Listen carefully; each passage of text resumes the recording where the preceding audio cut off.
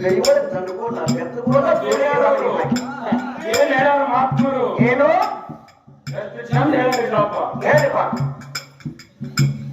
ಶ್ರೇಷ್ಠನ ಪರಿಪಾಲನೆ ಮಾಡೋದು ಮಾಡು ದುಷ್ಟ ಸವಾರ ಮಾಡೋ ಕೆಲಸ ಯಾರು? ಯಾರಿಪ್ಪ ದೇವರ. ಅದಕ್ಕ ಶ್ರೀಕೃಷ್ಣ ಪರಮಾತ್ಮ ಒಂದು ಕಾಲದಲ್ಲಿ ಅರ್ಜುನನ ಅಹಂಕಾರ ಬಂತು. ಏನ್ ಮಾಡಿದ್ರು? ಅರ್ಜುನ ತಿಳಿದ 3 ಲೋಕ